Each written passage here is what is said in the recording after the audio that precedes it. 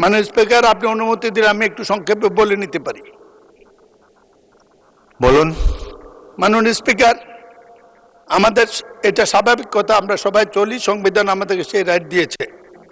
কুমিল্লা কালকে আমি ছিলাম, কালকে একটি দুঃখজনক ঘটনা ঘটেছে। একজন সরকারি কর্মকর্তা কাস্টমার নবী দেখার মতো তাকে সরকারি ডিউটি পথের মধ্যে কে বা কারে তারা হত্যা করে ফেলে দিয়েছে বাড়ি যাওয়ার পথে রাস্তাতে নেমে। আমি পুলিশকে যোগাযোগ করেছিলাম, বিষয়টি এটি।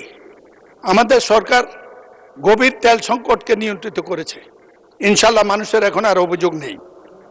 আর আমাদের উত্তর দিয়ে এই দিকের ওরাও বারবার দাঁড়ানোর সুযোগটা কিছু সীমিত হয়েছে, কিন্তু একটি ভুল বোধ হয়ে গেছে।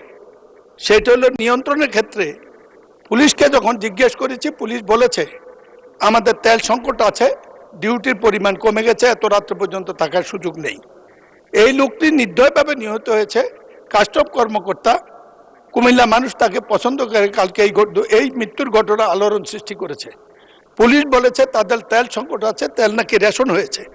পুলিশকে তেল রেশন না করলেও আমি মনে করি অসুবিধা হবে না। এমনি আইনশৃঙ্খলা পরিস্থিতির উন্নতির দিকে আমি স্বরাষ্ট্রমন্ত্রী এখানে নাই, মাননীয় প্রধানমন্ত্রীর দৃষ্টি আকর্ষণ করব। এই ব্যাপারটি পুলিশের তেল রেশন, আইনশৃঙ্খলা বাহিনীর তেল রেশন অবিলম্বে প্রত্যাহার করা হোক, নাইলে আইনশৃঙ্খলা সংকট সৃষ্টি হবে। এতে আমাদের জনগণের নির্বিঘ্নে চলাচলের সমস্যার সৃষ্টি হয়। ধন্যবাদ মাননীয় স্পিকার।